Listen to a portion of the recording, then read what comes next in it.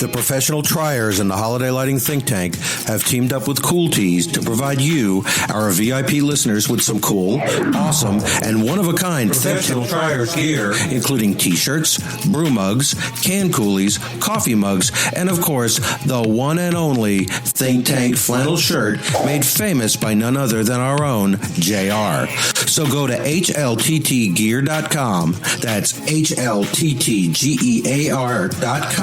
and get your professional triers gear today.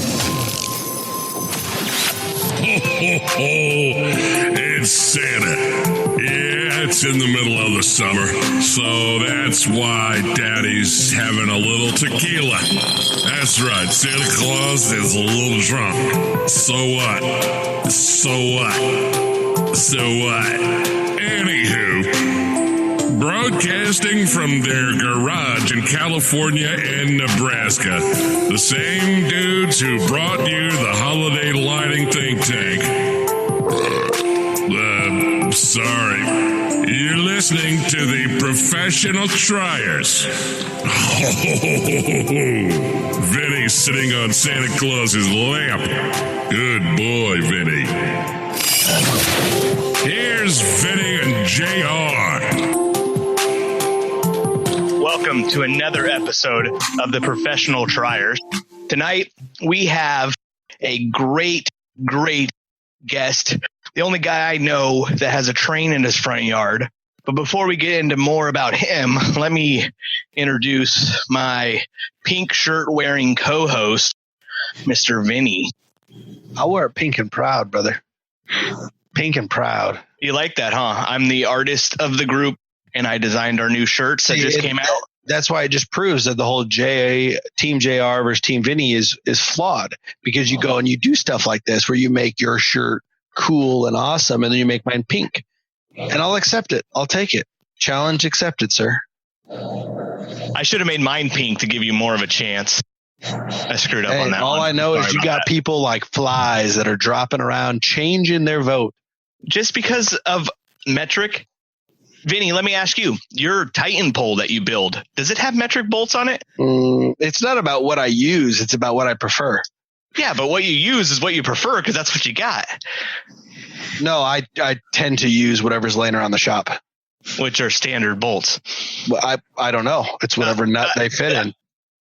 All right, enough of this bullshit. We have a really cool guest that we're making just listen to us bitch about bolts. So, okay, one last one. Has a metric bolt been to space? Oh, of course it has. That's silent. I don't know if it has. I don't think so. Has it been to the moon? Has it been to the moon? Okay. I don't. It's been to space, man. Absolutely. Yeah, but I don't know about the moon. Yeah. I'm sorry. I don't know. I misspoke. Has a metric bolt been to the moon? Ish. I don't know. I can't say who made the. Yeah. So, all right. Enough of this. We have probably, if I introduce them the right way, nobody's going to know who you are, but I'm going to do it. We have Tony tonight. That's the way he likes to go. But his real name is Anthony, and we all know him. He's the Florida guy with the awesome train in the front yard. We all know him as Anthony Bigda on Facebook. He's got the train in his yard. He's got the animatronic cutouts. One of the absolute coolest, most unique, and absolute, like, anybody that says that, you know what, we're going down a world where all of our displays are looking the same, I will point you to Anthony Bigda's display, because holy shit, he does stuff his way. I appreciate you guys saying that, because that's exactly what I'm going for. I don't want to be like anybody else. So that's exactly what we're going for. Me and him are very similar, though. Out of everybody in the thing, me and him are very. Why does he have 200 blow molds? No, nope. He doesn't have blow molds, but he's on the cutout team. The new stuff that he's designing for Boscoyo is bringing other people more into the fold with me and him. Yeah, sometimes I regret that decision of making them all like us, but it's good. We're still above. Yeah, it's good for the hobby. It's gonna be awesome. Right, well, David's gonna ruin that for us too. I don't think so. So, Vinny, do you wanna start this out? Awesome. So we have got Anthony Bigda with us tonight. Now, we're going to call him Tony tonight. That's what you prefer to go by, right, Tony? Yep. Okay. Yep. So let's get us started. Tell us a little bit about yourself. Give us the quick rundown. Where you live? What do you do for a living? You're married, kids, just the quick, if I was meeting you on Tinder, what's the first questions I'm going to ask you? I live in Winter Haven, Florida. We're about 30 to 40 minutes from Walt Disney World. I'm married to my wife, Taryn, and I have a son named Logan. How old is your kid? He's 6. And he loves the train rides. I've been watching those videos on Facebook. He doesn't actually ride it. He got too big. Oh, he did? Yeah, that was like the coolest thing. Last year when you got the train done. The neighbor's little girl rides it. Oh, that's who's in the videos, huh? Okay, I screwed up there. I thought it was your son. My bad. I need to pay more attention to your videos. It's all good. You're the worst host ever. Oh, now I'm the host? Because I was introducing him, and then you kind of took over, so I figured it was you being the host tonight. Oh, so, no, you were very clear that you're number one. I am. All right. So, Tony, how long have you been doing a Christmas display? This will be the 36th year of the display. 36 years? Yes. Holy shit, dude. You look like you're 36 years old. I am 36. So you have been, okay. Okay, now you have timeline here, all right? Put pieces together for us. All right. So how did it get started, and why is it now where it is? I was born in 82, and basically my dad had always had a plan to make cutout display. And I guess he said I was such a crappy sleeper that he stayed up all night, every night. And he just decided to start making stuff. So the first year was when I was a year old, because I was born in December of 82. And then the first display was December of 83. That's awesome. See, Santa even thinks that's cool. That's sweet. You've been doing a display, not to mention our ages, but longer than me and Vinny have been alive. Yep. So you not only have, but you didn't just like start your own display. You took over your father's display? Correct. Now, does he still help you with the display? Absolutely. Every day. That's awesome. That is absolutely killer awesome. Yeah, that is cool. I've seen your dad painted your train, right? Yeah, he did like the finish work. We did a lot of the building, and then he's retired. He's bored at home, so he'll take stuff home and work on it when I'm at work. That's awesome. I wish I had one of those. You wish you had a dad? No, at work at home? Because I wish I had a. I've heard your stories. Your dad's awesome. I wish I had somebody working on my display while I'm at work. Who inspired you to like go into the moving props and get into the musical display? All right. Well, the moving props he's been building since 1983. Oh, wow. That's awesome. So what happened is my dad's not much of an artist. So he struggled with the stuff early on. And then when I was about 5 or 6, I started drawing the characters. Wow. And then I started getting into the animated lighting when I seen Richard Holdman's house. That's a common thing for most people. His house usually put everybody into the, I need to do that. It goes in this, from what I've heard, it's this order. It's Matt Johnson, Richard Holdman, and Tom Bett George. Yeah, that's straight up.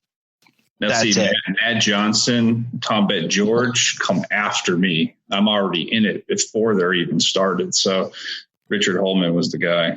I remember seeing Carson's video too, but I remember looking at it and going, did somebody edit that video together? I didn't really understand the technology at the time, you know? Yeah, see, I've been doing a display longer than Tom, but Tom was the first pixel display by me. Because he used to live in the city I worked for. Okay. So it was cool. I remember Tom the year before he did Light Fight. And I remember it was cool. And then he was on Light Fight, and now he's just like taking it to a whole other level. Yeah. So now you're obviously, you've got this great relationship with your father, who helps you with your display. And that's so cool. What does your wife think of your display? She supports it now. You say now. At first she didn't. What you gotta understand is her family didn't even put up a strand of lights when she was a kid. Her mom used to put up their Christmas tree like on Christmas Eve. So to come from that to like the extreme of what we do was like a reality check. You understand? It was like insane. And she didn't really understand like the time put into it in the beginning. Well, you can use this line. I've gotten a little famous for this line. I don't hunt. I don't really fish. I do Christmas lights. Yeah. That's my hobby. My mom always said when I was younger, your dad's not in the bar. He's not out doing drugs. He's working on Christmas stuff. So, yep. Perfect. It's a good hobby. My wife was the same way when we first got married.